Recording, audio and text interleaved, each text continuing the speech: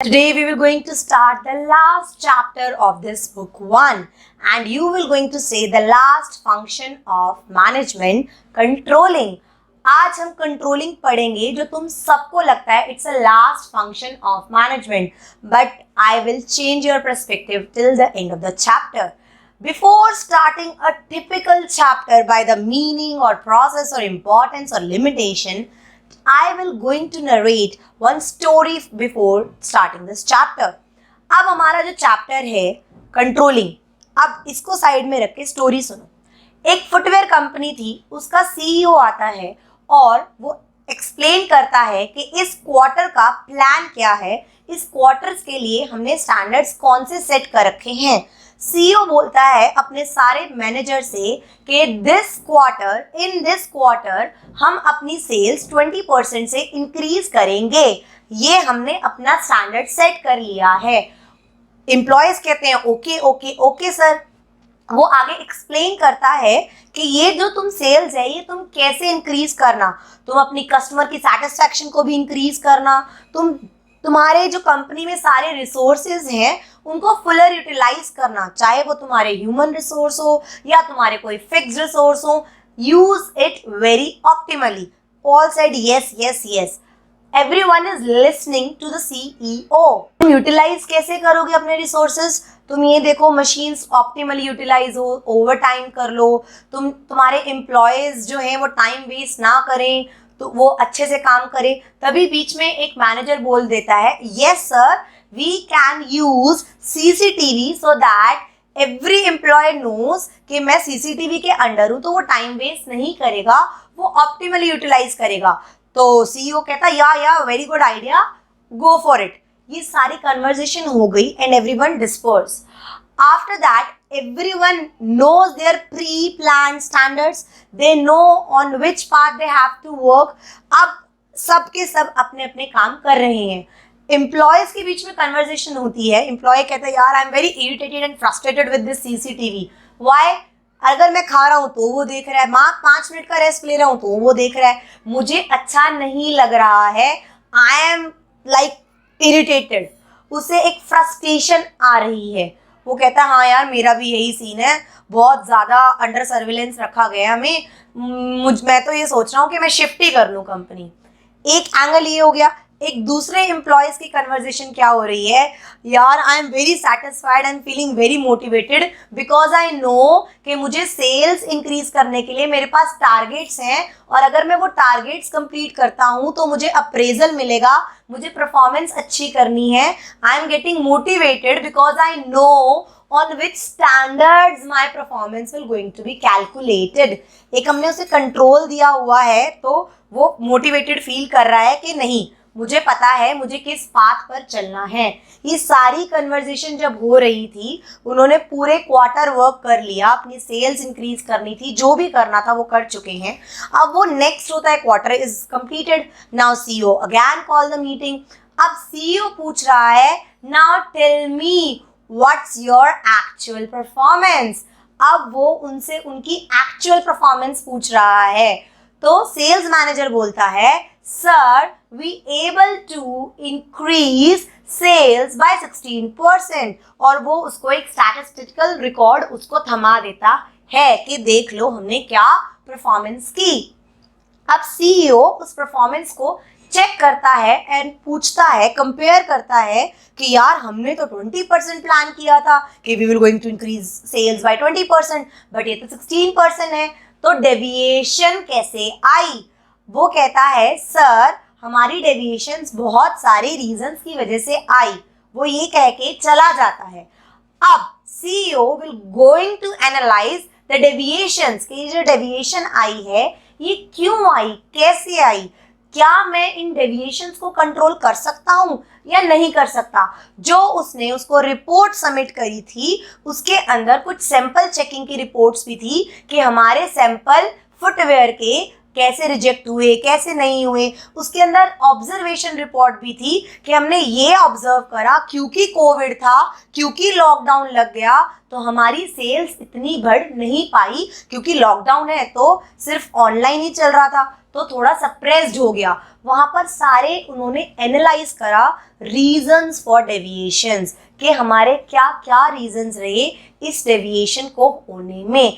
और उसने देखा कि यार एक रीजन ये भी था कि हमारी जो क्वालिटी है प्रोडक्ट की, क्योंकि उसको एक्सपेंस थोड़ा कंट्रोल करना था, तो उसने क्वालिटी थोड़ी सी सप्रेस्ड कर दी। तो हमें क्वालिटी में इम्प्रूव लाना चाहिए। और एम्प्लॉय टर्नओवर रेशियो भी इस क्वार्टर में ज़्यादा रही, क्योंकि बंदों ने रेजिस्ट करना स्टार्ट करा, उनको नहीं अच्छा लग रहा था। तो ये वाले फैक्टर्स जो थे वो तो कंपनी के हाथ में ही थे। कोविड तो कंपनी के हाथ में नहीं है कि कोविड को हटा दे और लॉकडाउन हटा दे, बट रॉ मटेरियल तो वो उस पर सर्च कर सकता है, उसको करेक्ट कर सकता है। वो एम्प्लॉय टर्नओवर रेशियो जो बढ़ रही है उसको कंट्रोल कर सकता है। तो उसने करेक्टिव एक्शन लेने स्टार्ट करे कि मैं ये करेक्टिव एक्शन ले लेता हूं ताकि रीअकरेंस इन द फ्यूचर ना हो, मेरे नेक्स्ट क्वार्टर में ये चीज, ये डेविएशन दोबारा रीअकर ना हो, तो मैं डेविएशन को लेस करने की कोशिश करता हूं। This is how the whole story ends. अब तुम्हें पूरी स्टोरी समझ ली है।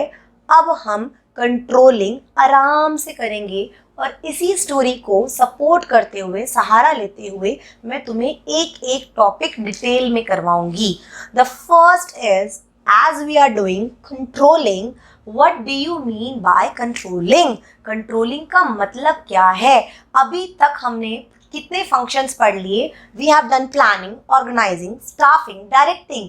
हम प्लान कर चुके कि हमें क्या करना है, हम प्लान के बाद ऑर्गेनाइजिंग कर चुके, अपने ट्रांसलेट कर चुके प्लान्स को, फिर हमने स्टाफिंग किया, हमने बंदों को लाके बिठा दिया, हमने उन्हें डायरेक्ट किया कि तुम्हें क्या करना है।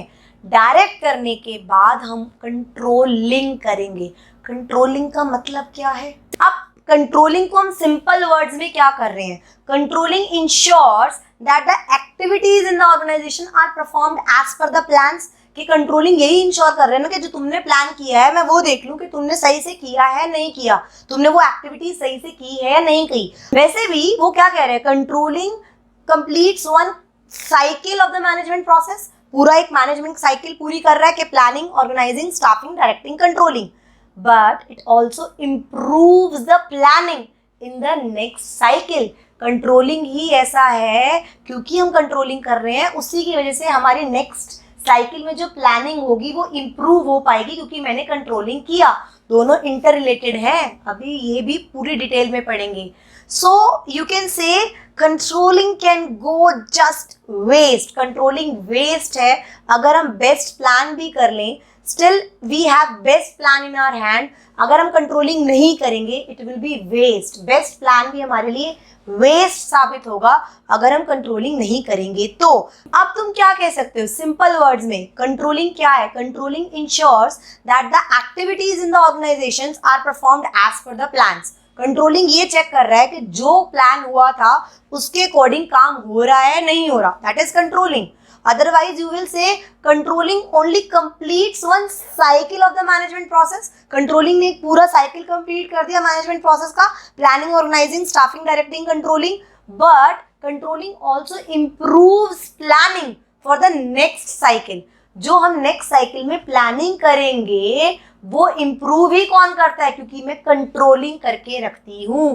प्लानिंग और कंट्रोलिंग दोनों इंटर रिलेटेड हैं, ये भी हम डिटेल में पढ़ेंगे। बट यहाँ पर जान लो, तुम्हारे लिए controlling is just completing one cycle of the management process, but no, it also improves the planning in the next cycle of the management. हमने कहा था ना, management is a continuous process, चलता रहेगा।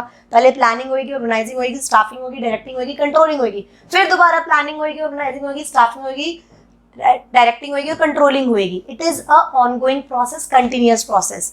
मैं ये भी हम कह सकते हैं, the best plan can go waste if there is no controlling. अगर प्लानिंग करने का कोई फायदा नहीं होगा अगर मैं कंट्रोलिंग नहीं करूंगी, तो जब मैं कंपेयर ही नहीं करूंगी कि क्या मैंने स्टैंडर्ड सेट करे थे और क्या मेरी एक्चुअल परफॉर्मेंस है, अगर मैं कंपेयर करके ही नहीं देखूंगी तो मुझे कैसे पता चलेगा कि जो मैंने प्लान सेट करे थे वो ठीक भी है नहीं, क्या मैं उन्हें अचीव भी कर पाई या नहीं कर पाई। that is controlling. Now coming through the definition of the controlling is the process of comparing the actual performance with the standards, finding out deviation if any and taking corrective actions. क्यों हम corrective actions क्यों ले रहे हैं? To prevent the reoccurrence of these deviation in future. अब इस definition को हम तोड़ देते हैं. वो कह रहा है पहला कि मुझे कंपेयर करना है अपनी एक्चुअल परफॉर्मेंस और स्टैंडर्ड्स को, और फिर फाइंड आउट करनी है डेविएशंस, कहीं डेविएशन तो नहीं हुई, कहाँ हम भटके, और डेविएशंस हम फाइंडिंग आउट करेंगे और उसके बाद हम करेक्टिव एक्शन लेंगे ताकि फ्यूचर में दोबारा रीअकरेंस ना हो सके. That is controlling. ये डेफिनेशन तुम्हारी डेफिनेशन भी है और तुम्हारा कंट्रोलिंग का प्रोसेस भी है. वो यही कह रहा है कि कंट्रोलिंग एक सिर्फ लास्ट फंक्शन ऑफ मैनेजमेंट नहीं है. कंट्रोलिंग की वजह से ही हम दोबारा प्लानिंग सब कुछ सारे फंक्शंस दोबारा कर पाते हैं. Are you getting me? Now looking into this diagram, उसने पहले क्या करा? Setting performance standard. Setting performance standard मतलब अपने स्टैंडर्ड सेट कर लो जिन पे हमें वर्क करना है, मतलब प्री डिटरमाइंड प्लान. हमारे वाले एग्जाम्पल में क्या था? उसने सेल्स इंक्रीज करनी थी बाय 20%, वो उसका स्टैंडर्ड था. Now after this it will going to measure the actual performance कि मेरी एक्चुअल परफॉर्मेंस कितनी हुई. उसकी कितनी हुई थी? उसका सेल्स बढ़ी थी 16% से. जब मैंने अपनी मेजरमेंट कर ली एक्चुअल परफॉर्मेंस को, नाउ आई विल कंपेयर कि मेरी कंपेयर करूंगी मेरी एक्चुअल परफॉर्मेंस और स्टैंडर्ड्स कितने मैच कर रहे हैं. And I will going to find out the deviation कि यहाँ पर क्या कोई फर्क आ रहा है. अगर फर्क नहीं आ रहा तो प्रोसेस यहीं पे कंप्लीट हो जाएगा. अगर कोई if there is some deviation but वो एक्सेप्टेबल लिमिट में है कि यार इतना तो ऊपर नीचे चलता है, तो भी यहाँ पर खत्म हो जाएगा. But if there is deviation in key result area KRA, then I will going to proceed the next step, that is finding out the deviation reason. I will find out the reason के ये deviation क्यों हुई. Then after that finding out the reason, I will take the corrective action कि यार मुझे deviation हटाने के लिए क्या करना चाहिए. This is the process of controlling कि मैं अपनी ऑर्गेनाइजेशन में कंट्रोल कैसे करूंगी. अब हम सबसे पहला स्टेप लेते हैं कंट्रोलिंग प्रोसेस का. There are 5 steps in the process of controlling. That is, first I will going to set performance standard, then I will going to measure the actual performance, then I will going to compare the both the actual and standards. After that I will going to analyze the deviation के deviation कहाँ आई, and the last I will take the corrective action for those deviation. These 5 are the process of controlling and I will going to tell you in detail regarding this. The first step is setting performance standards. Obviously हमें अपने कोई standards, एक benchmark set करना होता है जिसपे हमें walk करना है. एक benchmark दे दिया कि तेरे को sales बढ़ानी है 20% से, ये उसका standard है, ये इसका benchmark है. तुम्हारे parents भी तुम्हें benchmark दे के रखते हैं ना, 85, 95, 100 ये बेंचमार्क सेट कर दिया कि तुम्हें इतना करना है. That is benchmark. उसने एक स्टैंडर्ड सेट कर दिए कि तुम्हें अपनी कंपनी में, किसी के लिए भी हो सकते हैं स्टैंडर्ड, सेल्स डिपार्टमेंट के अपने हो सकते हैं, प्रोडक्शन डिपार्टमेंट के अपने हो सकते हैं, फाइनेंस डिपार्टमेंट के अपने हो सकते हैं, मार्केटिंग डिपार्टमेंट के अपने हो सकते हैं. सबने अपना एक स्टैंडर्ड सेट कर लिया, एक बेंचमार्क कर लिया कि हमें इतना तो अचीव करना ही है. That is, this standards can be in quantitative terms and in qualitative terms, दोनों में हो सकते हैं. But yes, it is preferable कि हम अपने जो स्टैंडर्ड्स हैं वो क्वांटिटेटिव टर्म्स में रखें. क्यों? क्योंकि वो कंपेयर करने के लिए इजी रहता है, हम आराम से कंपेयर कर सकते हैं. अभी हमारी वाली केस स्टडी में क्या हुआ था बच्चों? उन्होंने ये तो कह दिया सीईओ ने कि तुम्हें सेल्स इंक्रीज करनी है 20% से, तो ये क्या कर दिया? उसने स्टैंडर्ड सेट कर दिए इन क्वांटिटेटिव टर्म्स. बट दूसरे ही पल में उसने ये भी कहा कि तुम्हें कस्टमर की सैटिस्फैक्शन इंक्रीज करनी है. Guys, can satisfaction can be compare और मार्क्ड और tell in a quantitative terms. वो उसने क्वालिटेटिव टर्म्स में स्टैंडर्ड सेट कर दिए कि हमारे कस्टमर की सेटिस्फैक्शन अच्छी होनी चाहिए, इंक्रीज होनी चाहिए, बट उसने उस सेटिस्फैक्शन को क्वांटिटेटिव टर्म्स में नहीं डिफाइन करा।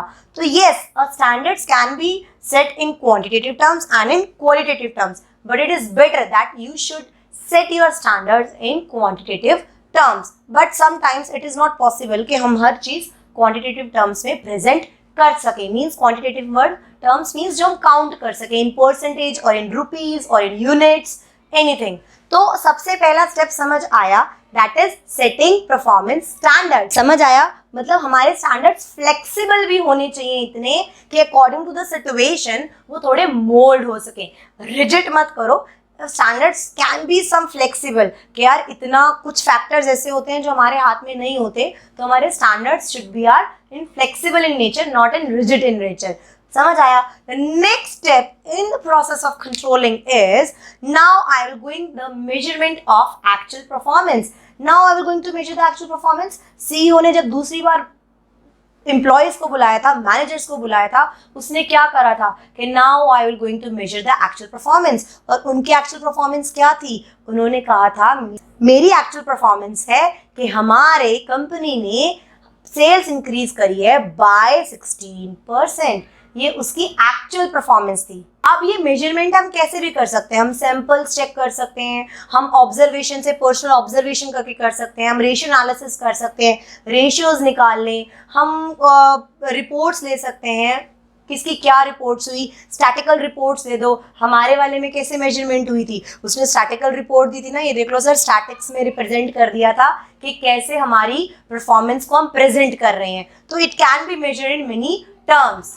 अब इस वाले क्वेश्चन में भी वो कह रहा है कि जब मेजरमेंट करते हैं ना, should be in same units जिसमें हमने स्टैंडर्ड सेट करे थे। अब मान लो हमने स्टैंडर्ड सेट करे कि सेल्स इंक्रीज करना है 20%, उसने परसेंट में बोला ना, और वो रिपोर्ट लेके आए सर हमने ना सेल इंक्रीज करी है बाय 10 लाख रुपीज। अरे भाई मैंने परसेंट में कहा था ना, तो ये तो बता 10 लाख रुपीज किस उसमें है, 2% है, 10% है, 20% है। अगर मैंने जिस यूनिट में प्रेजेंट किया है अपने स्टैंडर्ड्स, उसी सेम यूनिट्स में I should present my actual performance so that I can compare easily. Reliable होने चाहिए ना, ऑब्जेक्टिव हमारा पूरा होना चाहिए क्यों हम कर रहे हैं, तो it should be in same units. और मेजरमेंट जो है ना वो कंटिन्यूअस बेसिस पे होना चाहिए। हमारे एग्जांपल में क्या था, क्वार्टरली हो रहा था ना, ऐसे तो नहीं था पूरे साल कर लिया उसके बाद मेजर करेंगे। यार प्लानिंग भी तो इम्प्रूव करनी है, अगर हम कंट्रोलिंग करेंगे तभी तो प्लानिंग इम्प्रूव हो पाएगी। तो measurement should be a continuous in nature. Means तुम कोशिश करो कि एक फिक्स पीरियड्स पे तुम अपनी परफॉर्मेंस को मेजर करते रहो ताकि तुम इम्प्रूव कर पाओ, रीअकरेंस इन फ्यूचर ना हो। तो measurement should take place in a regular basis, maybe monthly, quarterly, but हो। अब तुम्हें मेजरमेंट हो गई, तुमने स्टैंडर्ड सेट करे थे। हमारे वाले एग्जाम्पल में सीईओ ने स्टैंडर्ड सेट करे थे कि हमारी सेल्स 20% से इंक्रीज होनी चाहिए। हमने करा मेजरमेंट करा सेम यूनिट्स में कि यार वो तो 16% से बढ़ी है। Now I will going to compare my actual performance with the standards. मैंने कंपेयर करा, yes there is deviation. Compare में मैं क्या बताऊं, द थर्ड स्टेप है कि I will going to compare my actual performance with the standards. वो कह रहा है मैंने कंपेयर कर लिया, अगर वो दोनों सही हैं तो मेरा कोई नहीं, डेविएशन पे जाने की जरूरत नहीं है। But if there is deviation I will proceed towards the next step, that is analysing deviation. Deviation का मतलब क्या है? In literal meaning deviation means diversification, means gap, कितना गैप आया है। अब वो कह रहा है मैं एनालाइज करूंगा कितनी डेविएशन है। इसमें थोड़ा सा मैं हटके तुम्हें एक बात बताना चाहती हूँ, there are some negative deviation and some positive deviation. हमारे केस में क्या थी, नेगेटिव डेविएशन थी, मतलब जो हमने स्टैंडर्ड सेट करे थे वो एक्चुअल परफॉर्मेंस से ज़्यादा थी। बट कभी कभार क्या होता है, जो हमने स्टैंडर्ड सेट करे 20% से हमारी सेल्स बढ़नी चाहिए और वो 23% से बढ़ जाए, दैट इज पॉजिटिव डेविएशन के। ठीक है, डेविएशन तो आई but in a positive manner.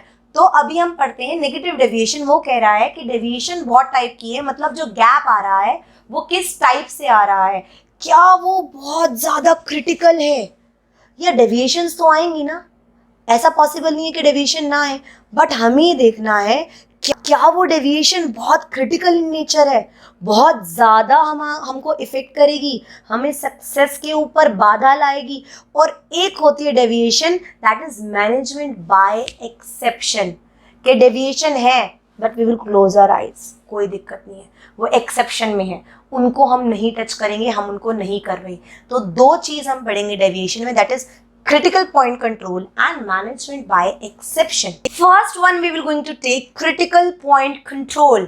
Critical point control का मतलब क्या है? According to this principle, critical point control के principle के हिसाब से हमारा जो control system है should first focus on key result area. हमें उन एरियाज पर ध्यान देना है जो की रिजल्ट एरिया है, KRA, मतलब उन पॉइंट्स पर जो क्रिटिकल इन नेचर है, those points which going to affect the success of the organizations. अगर डेविएशंस आई हैं तो सारी डेविएशंस को कंट्रोल करने की कोशिश मत करो, उनको मिनिमाइज करने की कोशिश मत करो, बट वो वाले एरियाज को अर्जेंट बेसिस पर कंसिडर करो जो की रिजल्ट एरियाज हैं, वो एरिया जो हमारी ऑर्गेनाइजेशन की सक्सेस को इफेक्ट करेंगे। अगर उनमें डेविएशन है तो you have to work urgently, क्योंकि अगर उनमें डेविएशन है तो तुम्हारी ऑर्गेनाइजेशन की सक्सेस डिप्रेस्ड हो जाएगी। मैम अब कैसे पता चलेगा कि कौन सा की रिजल्ट एरिया है, कौन सा बहुत इंपॉर्टेंट एरिया और कौन सा नहीं? हमारे वाले क्वेश्चन में उसने कहा था कि 4% से हम सेल्स को नहीं बढ़ा पाए, उसने डेविएशन सर्च करी, मान लो उस स्टोरी में उसकी डेविएशन आती कि यार हमारे यहाँ पर तो लेबर कॉस्ट कब 5% से बढ़ गई, और उसी स्टैटिकल रिपोर्ट में जो परफॉर्मेंस रिपोर्ट थी उसमें लिखा होता कि हमारे जो पोस्टल एक्सपेंस है वो 25% बढ़ गए। मैंने 2 एग्जाम्पल दिए, जो उसने रिपोर्ट सबमिट करी थी एम्प्लॉय ने, सेल्स मैनेजर ने, उसमें उसने ये भी लिख रखा था कि हमारे पोस्टल चार्जेस, हमारे टेलीकॉम चार्जेस, हमारे ये 20% से बढ़ गए, बट हमारी लेबर कॉस्ट 5% से बढ़ी। अब तुम बताओ इनमें से क्रिटिकल कौन है, की रिजल्ट एरिया कौन है? हमारा की रिजल्ट एरिया है लेबर कॉस्ट। अगर लेबर कॉस्ट 5% से बढ़ती है तो वो हमारी ऑर्गेनाइजेशन के सक्सेस में बाधा लाएगी। अगर पोस्टल चार्जेस, स्टेशनरी कॉस्ट, ये सब 20% से बढ़ गई, 25% से बढ़ गई, इससे इतना फर्क नहीं पड़ेगा। लेकिन अगर लेबर कॉस्ट बहुत ज़्यादा बढ़ी तो फर्क पड़ेगा। अगर रॉ मटेरियल जितने रुपए में आता था उसकी कॉस्ट 10% से बढ़ गई, 12% से बढ़ गई, वो हमारे लिए की रिजल्ट एरिया है, क्योंकि वो हमारे ऑर्गेनाइजेशन की सक्सेस पे प्रॉब्लम क्रिएट रहेगा।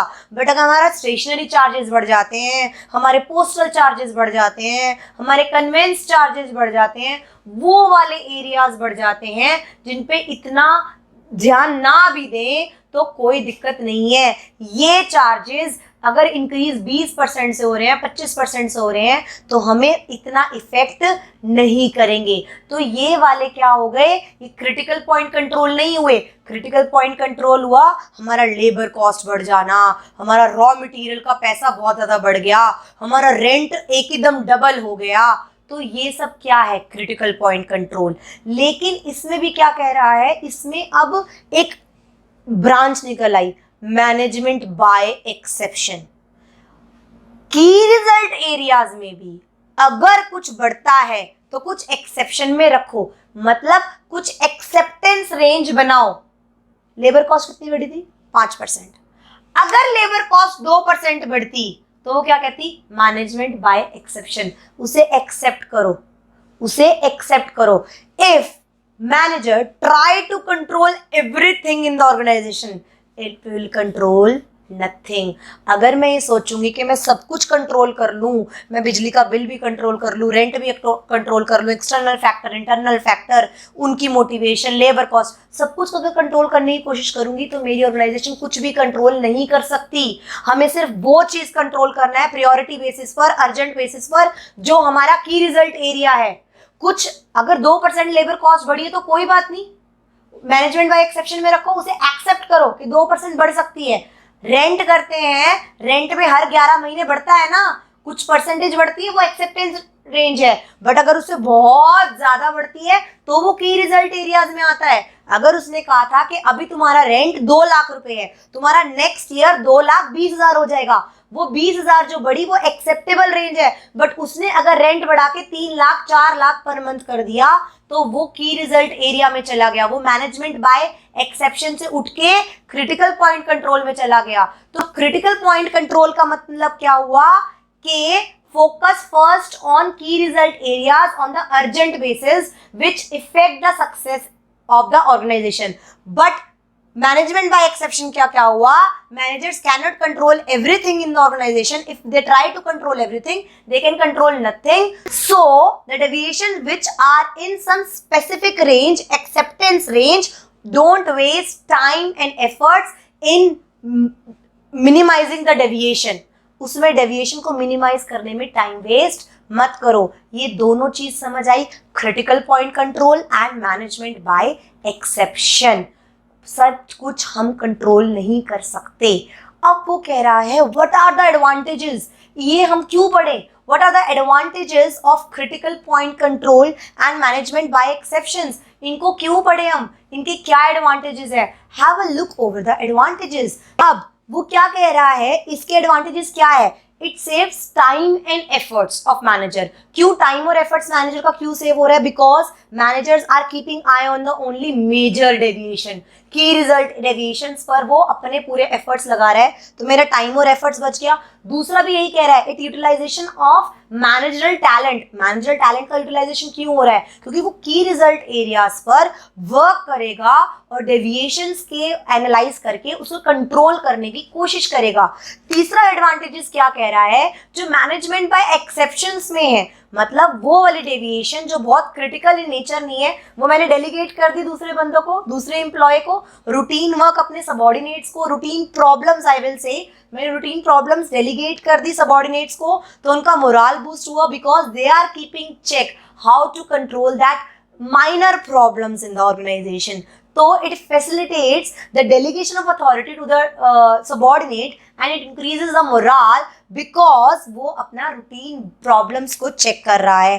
Last one वो क्या कह रहा है, timely actions helps to keep organization on a right path। हमने टाइमली चेक कर लिया ना, क्वार्टरली चेक कर रहे हैं, तो हम एक राइट पाथ पे रहते हैं कि यार हम बहुत टाइम बाद नहीं कर रहे मेजरमेंट ऑफ एक्चुअल परफॉर्मेंस, हम टाइमली एक्शंस ले रहे हैं। तो these are the advantages of critical point control or you can say management by exceptions.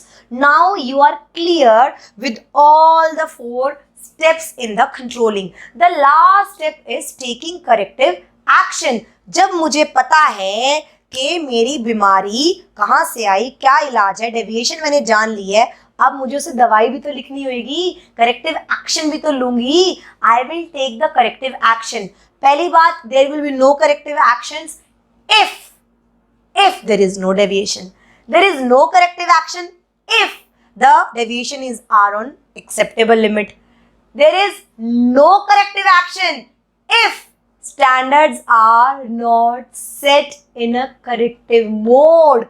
भाई करेक्टिव एक्शन क्या लूं, अगर तुमने स्टैंडर्ड्स ही गलत कर रखे हैं तो करेक्टिव एक्शन क्या है कि तुम अपने स्टैंडर्ड्स चेंज करो। तुमने अपनी औकात से बाहर जाकर स्टैंडर्ड सेट करे तो उसमें तो किसी का भी कोई फॉल्ट नहीं है। तो if your standards are impractical or impossible or unrealistic, realistic ही नहीं है, तो मैं कैसे करेक्टिव एक्शन करूं। यार टाइम तो वेस्ट होगा, एक स्टोरी बताती हूँ अनरियलिस्टिक। अमेज़न ने ना यूनाइटेड किंगडम में शायद एक अपना टारगेट सेट कर दिया था कि every delivery person have to deliver 200 parcel in a day. उसने स्टैंडर्ड सेट कर दिए, जब देखा यार कोई अचीव ही नहीं कर पा रहा था, बाद में एनालाइज हुआ कि यार तुमने स्टैंडर्ड्स ही अनरियलिस्टिक करे थे, तुमने स्टैंडर्ड्स ही ये नहीं तो सोचा कि एक बंदा 200 पार्सल को कैसे करेगा, वो एक अपने स्टैंडर्ड से पार जाके यूनाइटेड किंगडम में 11 घंटे से ज़्यादा तुम वर्क कर नहीं सकते। तुमने वेदर कंसिडर करो, ट्रैफिक कंसिडर करो, उसकी कंडीशन वर्क करो, तुम सारी चीजें देखो ना, पेनल्टी लगती है, उन्होंने वो नहीं करा तो स्टैंडर्ड्स आर अनरियलिस्टिक। तो वहां पे करेक्टिव एक्शन क्या हो गया, भाई तुम अपने स्टैंडर्ड सही करो। समझ आया? तो करेक्टिव एक्शन का मतलब क्या है कि you have to take steps to correct those deviations. Why those deviation occur? Reasons ढूंढो और उनको सही एक्शन से करेक्ट करो. अब वो कह रहा है यार मैं डेविएशन का कॉज निकालूंगा तभी तो करेक्टिव एक्शन लूंगा. तो कॉज ऑफ डेविएशन क्या हो सकता है यार? हो सकता है तुम्हारा ना मटेरियल ही डिफेक्टिव है. अगर तुम्हारा मटेरियल डिफेक्टिव है तो टेकिंग करेक्टिव एक्शन क्या होगा यार? Change your quality. अभी उसमें अगर उसने सेल्स नहीं बढ़ी थी क्योंकि उसकी क्वालिटी थोड़ी सप्रेस्ड हो गई थी, तो मटेरियल, क्वालिटी का मटेरियल चेंज करो so that your deviation can be minimised. अगर वो मान लो कॉज ऑफ एक्शन उसका निकला कि यार हमारी ना there is defective machinery, machinery में डिफेक्ट है.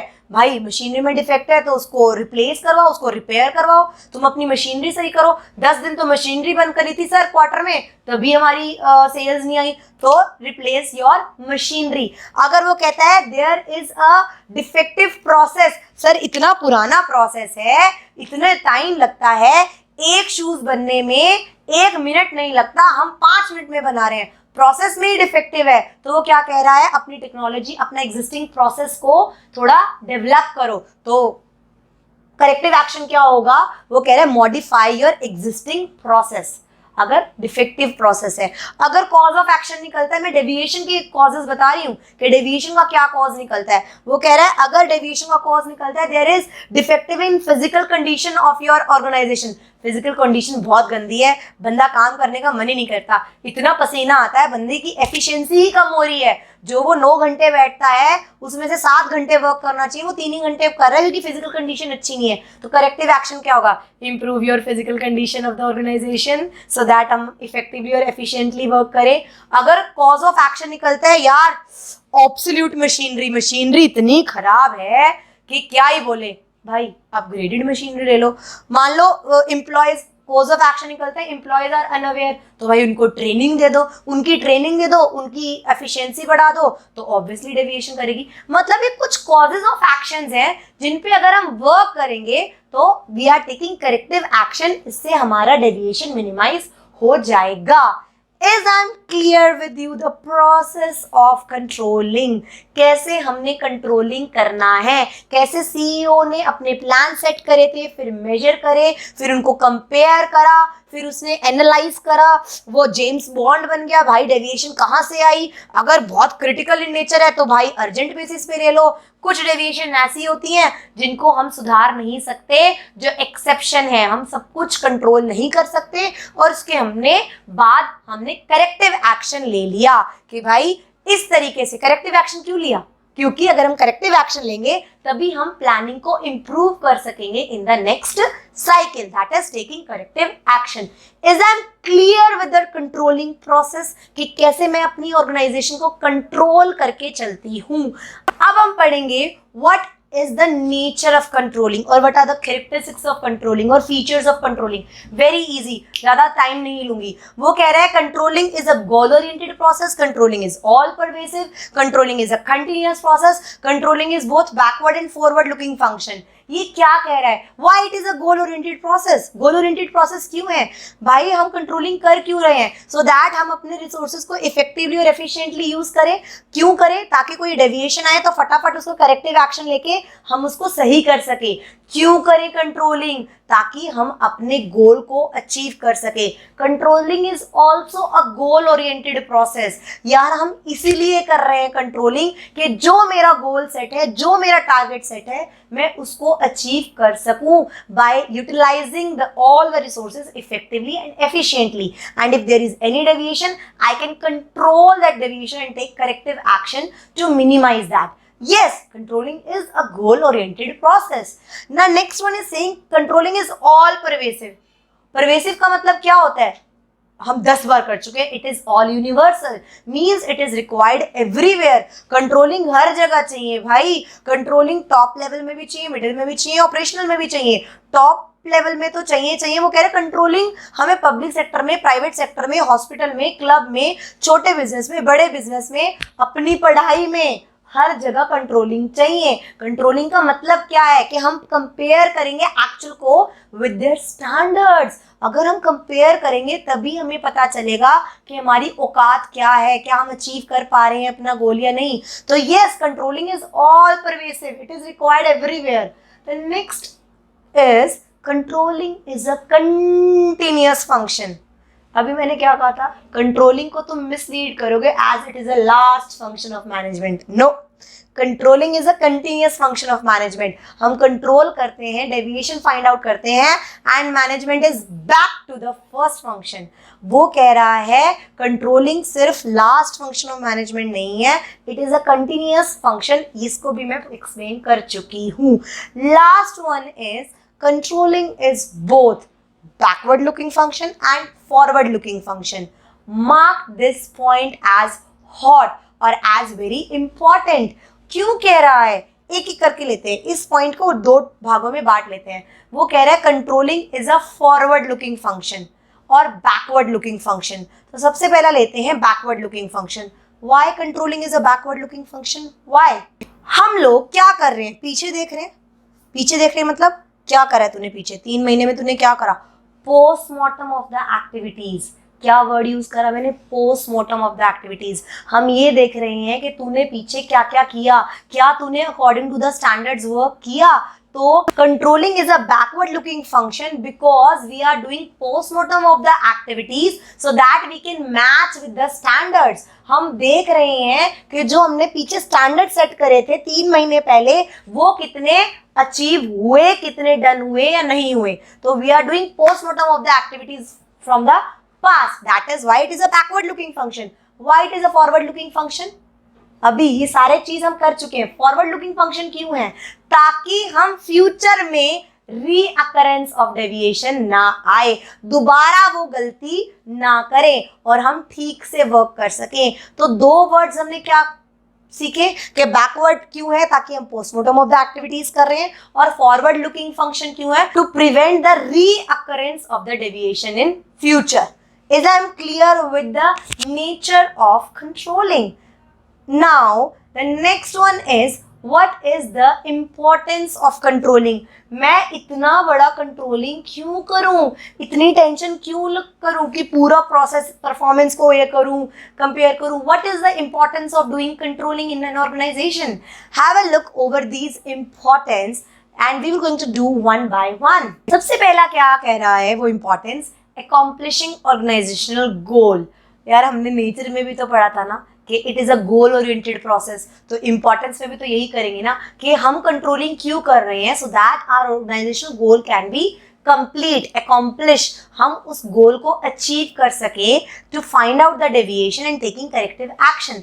हम जब मेजर करेंगे दोनों परफॉर्मेंस को तो हम अपने गोल के लिए ही तो कंट्रोलिंग कर रहे हैं ताकि हमारा गोल अचीव हो सके। तो yes, controlling accomplishing goal? Yes, controlling helps in achieving the goal properly. The next one is saying judging the accuracy of standards.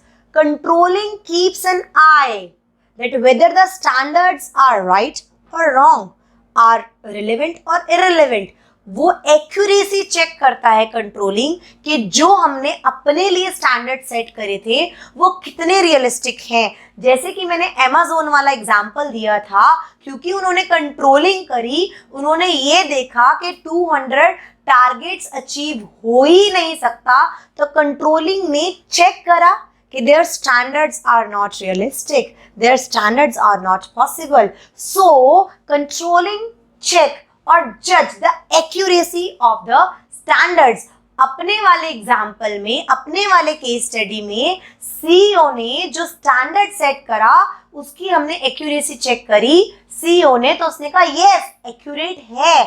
हमने 20% का जो हमने सेल्स इंक्रीज करनी थी वो हमने अनरियलिस्टिक नहीं रखा था। हमने ये नहीं कहा था कि लास्ट क्वार्टर से इस क्वार्टर में 100% इंक्रीज कर दो सेल्स या 80% कर दो। हमने एक नॉमिनल स्टैंडर्ड्स जो हमारे थे वो एक एक्यूरेट इन नेचर थे। वो हमें कैसे पता चला? बिकॉज ऑफ कंट्रोलिंग, क्योंकि हमने कंट्रोलिंग किया तो हमें पता चला कि yes our standards are realistic, are possible. अब अगर जो स्टैंडर्ड्स क्योंकि हमारे जो स्टैंडर्ड्स जो हैं वो एक ऑर्गेनाइजेशन किस में, एनवायरमेंट में कर रही है, वो कह रहे हैं if standards are not accurate और नॉट पॉसिबल और unrealistic then it should be revise. हमें we have to review all the activities and we should revise our standards, जो कि Amazon ने किया था. उसने अपने स्टैंडर्ड्स को रिवाइज करा और I don't know the accurate but yes उसने रिवाइज करके उसे 130 और 140 पे ले गया था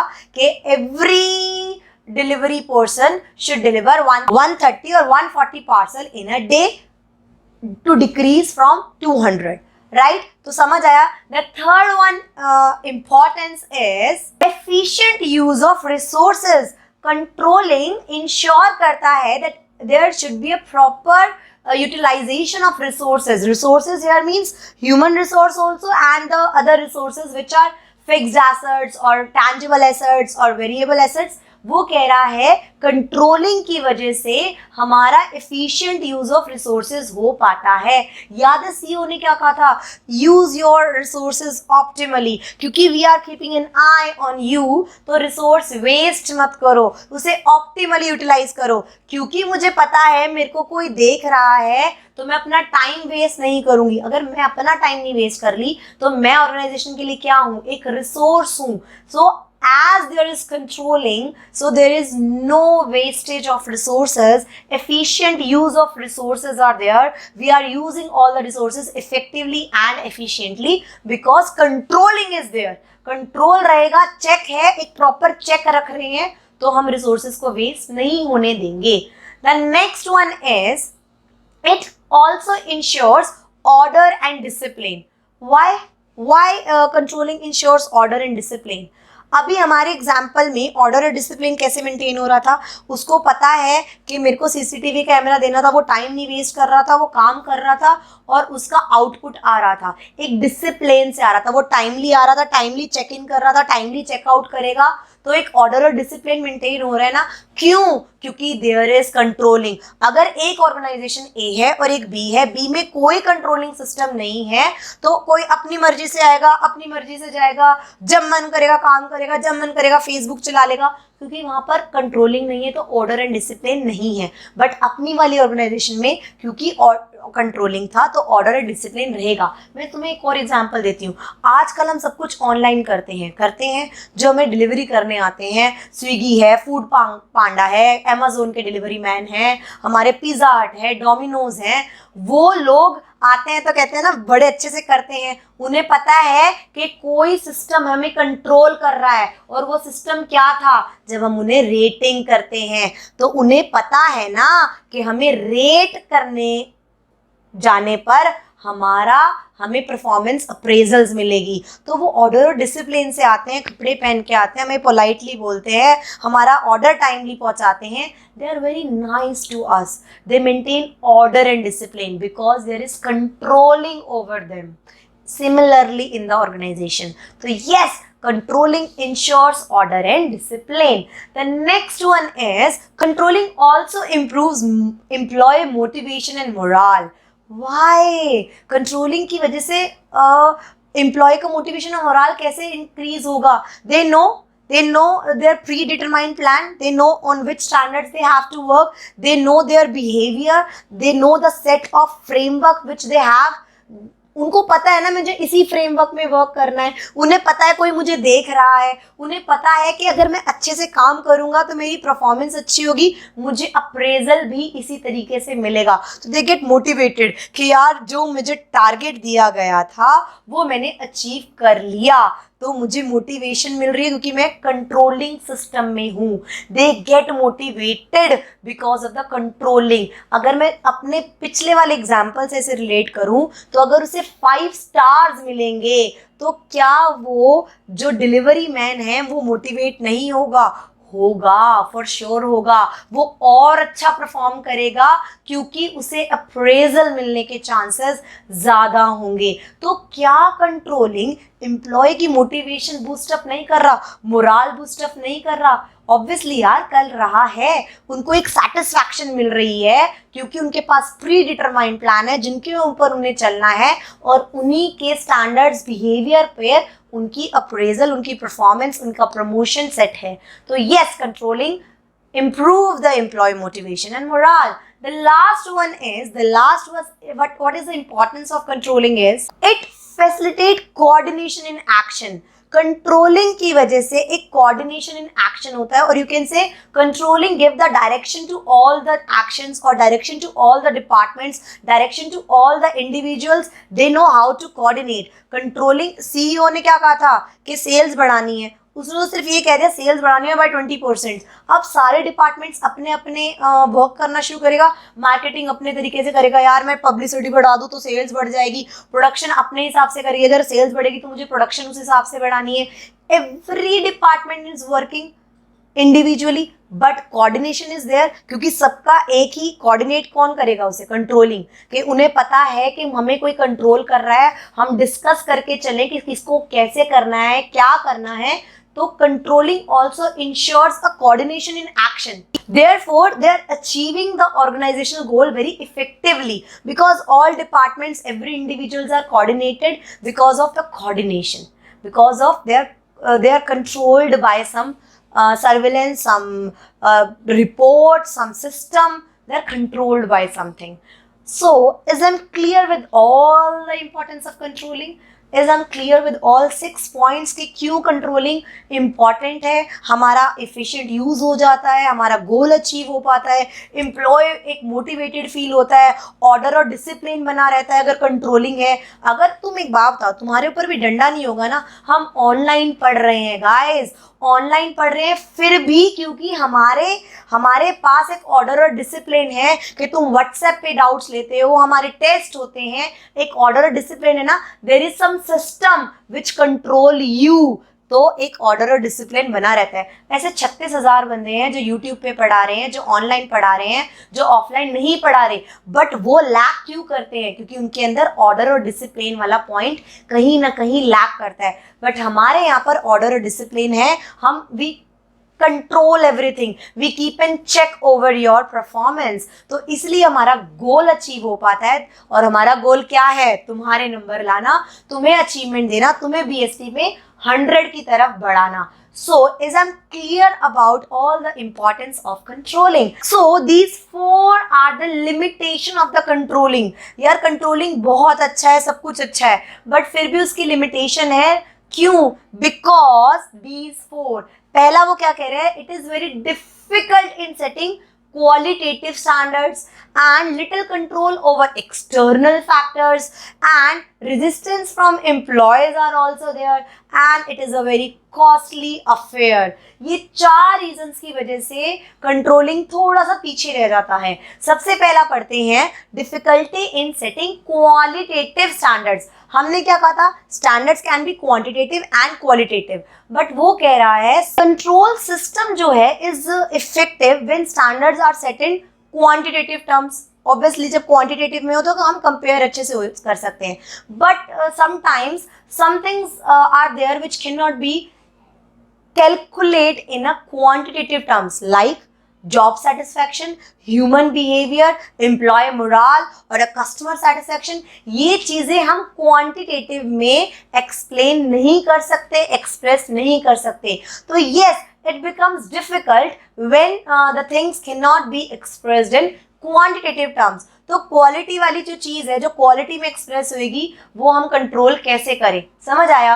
द नेक्स्ट वन इज, वो कह रहा है there is little control over the external factors. External factors मतलब यार कंपनी में जो दिक्कत है इंटरनली जो है वो तो मेरे हाथ में है. मैं चेंज कर सकती हूँ, मैं और एम्प्लॉयज ला सकती हूँ, मैं मशीनरी को ठीक कर सकती हूँ, मैं ट्रेनिंग दे सकती हूँ. ये तो मेरे हाथ में है ना, ये तो मेरे हाथ में है. ये एक्शन, टेकिंग करेक्टिव एक्शन तो मेरे हाथ में है. प्रोसेस चेंज कर दिया, मशीनरी अच्छी ले आई, रॉ मटेरियल अच्छा ले लिया, बंदों को ट्रेनिंग दे दी. These are internal factor. But external factors क्या हुआ? Government policies, technical changes, competitions, अब कोविड आ गया, ये सब क्या है? ये एक्सटर्नल फैक्टर्स हैं. They are not in my hands, इनको मैं कंट्रोल नहीं कर सकती। अगर मैं इनको कंट्रोल नहीं कर सकती तो ऑर्गेनाइजेशन का कंट्रोलिंग यहाँ पर थोड़ा बैकवर्ड में चला जाता है।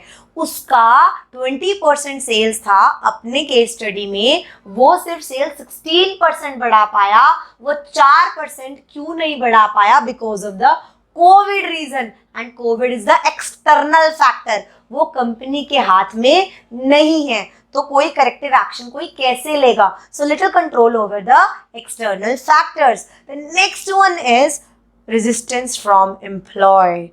Yes, controlling sometimes is the resistance from employees. मतलब employee resist करते हैं, I don't want to work. Oh my God, अभी अपने वाले केस स्टडी में भी एक एम्प्लॉयज वाला क्या कर रहा था कि मैं इरिटेटेड फ्रस्ट्रेटेड हो रहा हूँ क्योंकि मेरे सर के ऊपर कैमरा रख दिया है, मुझे बड़ा ऑकवर्ड लगता है कि मेरी सारे मेल्स जो भी मैं कर रही हूँ वो ट्रैक हो रही हैं, मुझे बड़ा अजीब लगता है यार, मैं वाइफ से भी बात कर रहा हूँ क्योंकि मैं एक इनकम टैक्स ऑफिसर हूँ तो मेरी कॉल टैप हो रही है। तो कंट्रोलिंग की वजह से एक रेजिस्टेंस आ जाती है। समटाइम्स कहते हैं यार मुझे नहीं करना काम, I want to leave the organisation. तो resistance from employee, yes, sometimes they act as a burden on the employees. इतना ओवर अगर हम उनको कठपुतलियों जैसे चलाना शुरू करेंगे तो वो रेजिस्ट करेंगे। The last one is it's a costly affair.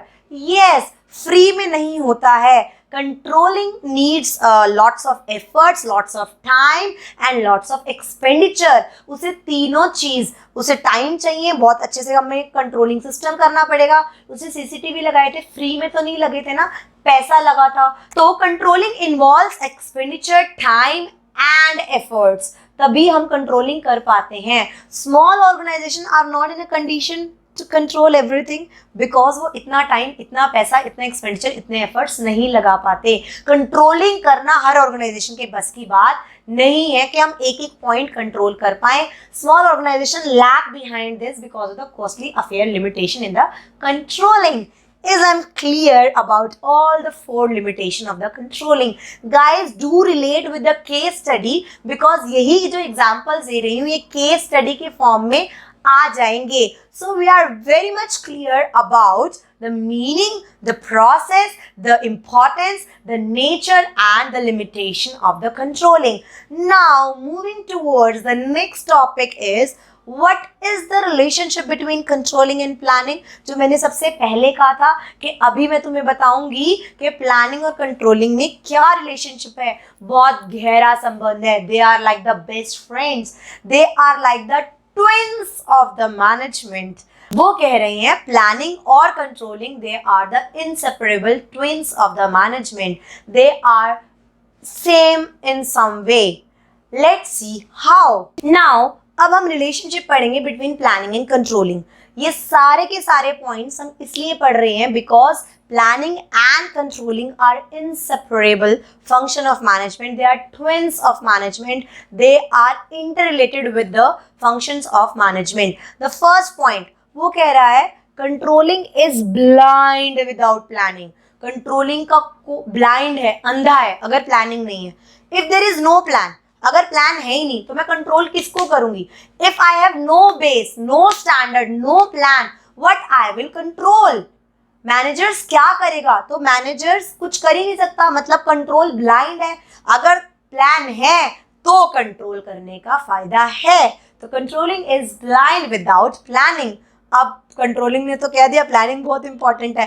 अब दूसरा पॉइंट करो, प्लानिंग कह रहा है planning is meaningless without controlling. Planning कह रहा है कंट्रोलिंग को भाई मेरा भी कोई वजूद नहीं है, मैं भी मीनिंगलेस हूं अगर तू नहीं है मेरे साथ। तो ये दोनों एक दूसरे को कंसोल कर रहे हैं। कंट्रोलिंग ने तो कह दिया कि मैं तो अंधा हूं तेरे बिना, तो प्लानिंग भी आया बीच में। प्लानिंग कहता मेरा भी कोई अस्तित्व नहीं है, कोई मीनिंग नहीं है अगर तुम नहीं हो। क्यों? अगर मैंने प्लान कर लिया बट कंट्रोल ही नहीं करा तो क्या फायदा? Why? Control ensures that the your plans are worked or not. वो कॉन्फर्म करता है कि whether your plans are in action or not. Control ही तो बताएगा ना। तो वो कह रहा है प्लानिंग कह रहा है मेरा भी कोई वजूद नहीं है अगर तुम नहीं हो। तो कंट्रोलिंग इंश्योर्स करता है कि तुमने जो डिसाइड किया था वो किया नहीं किया, अगर डेविएशन आई तो करेक्टिव एक्शन लेता है। सब कुछ ही तो कंट्रोलिंग कर रहा है। तो प्लानिंग तो मीनिंगलेस है कंट्रोलिंग के बिना। समझ आया? यहाँ पर कह रहा है planning is meaningless without controlling because controlling ensures that events are conform to the plans और not, and if there is any deviation then controlling will come in the action. तो प्लानिंग ने भी कह दिया। अब इन दोनों पॉइंट से हमें क्या पता चलता है? Third point, planning is prescriptive and controlling is evaluative.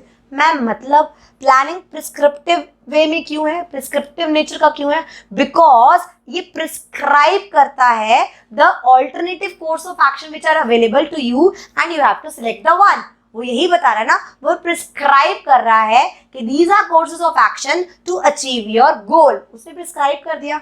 But controlling is evaluative. Why it is evaluative? वो इवैल्यूएट करता है whether the goals which are planned is achieved or not, वो क्या अचीव हो पाए हैं। वो इवैल्यूएट करता है, वो कैलकुलेट करता है कि जो मैंने प्लान करा था कि वो कितना अचीव हो पाया या नहीं। So planning is prescriptive in nature and controlling is evaluative in nature. वो प्रिस्क्राइब करता है कि क्या करना है और वो इवैल्यूएट करता है कि तुमने क्या किया। Now I am clear. The fourth point is, the fourth relationship is, वो कह रहा है both planning and controlling both are forward looking function। अब ये तो एक्सप्लेनेशन तुम बहुत अच्छे से बता सकते हो क्योंकि हमने प्लानिंग चैप्टर में भी पढ़ा था why it is a forward looking function, और अभी हम कंट्रोलिंग में भी बता के आए हैं why it is a forward looking function। Planning forward looking function क्यों है? Planning is what? Planning means looking ahead, looking into the future, peeping into the future, forecast करना कि फ्यूचर में हम क्या करें, क्या कर सकते हैं, that is planning. Planning means looking into the future, forward looking. Yes, planning is forward looking. And why controlling is forward looking? Why it is a forward looking? It is a forward looking so that there is a no reoccurrence of the deviation. हम ये सोच रहे हैं कि future में हमारी deviation रीअकर ना हो तो हम उसी के अकॉर्डिंग प्लान करें, राइट? तो controlling is also a forward looking function because controlling helps in better planning in future. तो वो भी तो फॉरवर्ड लुकिंग फंक्शन हुआ कि हम क्या कंट्रोलिंग करते हैं ताकि हम फ्यूचर में प्लानिंग अच्छा कर सकें। So both planning and controlling is a forward looking function. The last relationship is both planning and controlling both are backward looking function. How planning is backward looking function? Tell me. Why planning is backward looking function? वो कह रहा है यार वो future के लिए plan करती है, प्लानिंग जो है वो फ्यूचर के लिए प्लान करती है, बट वो पहले देखती तो पीछे है कि मैंने पीछे क्या किया, मैंने कितना काम किया, उसी के अकॉर्डिंग तो मैं आगे प्लान करूंगी। मैंने पीछे कितनी सेल्स करी थी उसी के अकॉर्डिंग तो मैं आगे सेल्स बताऊंगी कि मैंने 20% बढ़ानी है। मैंने पीछे कितना करा था वो पहले पीछे देखेगी ना। वो प्लानिंग जो है वो पहले बैकवर्ड में चेक करेगी कि how I have done in the past so that I can prepare my self for the future. So because new planning is guided by the problems which are identified in the past, जो हमने पीछे problems face करी है, पीछे हमने जो करके आए हैं उसी के अकॉर्डिंग हम आगे प्लान करेंगे। So yes, planning is a backward looking function.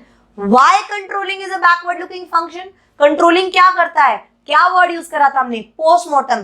Controlling do the postmortem of the activities which are done in the past. जो हमने पीछे एक्टिविटीज करके आए हैं उन्हीं का तो पोस्टमार्टम करते हैं, उन्हीं को तो खुरेद के देखते हैं कि यार हमने क्या किया कि हम इस पोजीशन पे आए।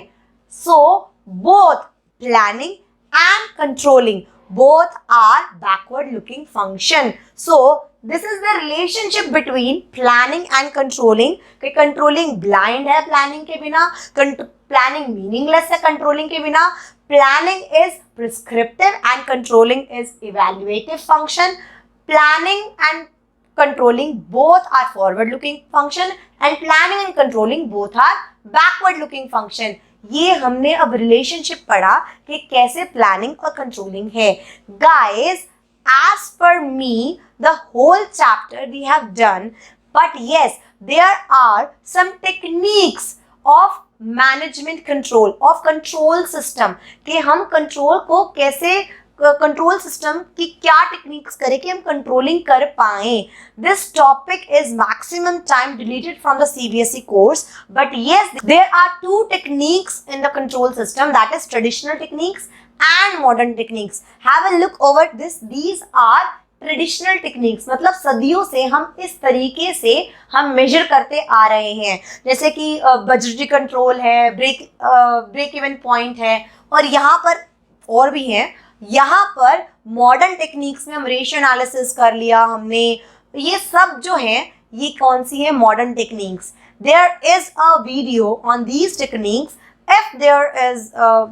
If this topic will coming in the exam, then I will do share these videos with you by telling both the techniques of the control system.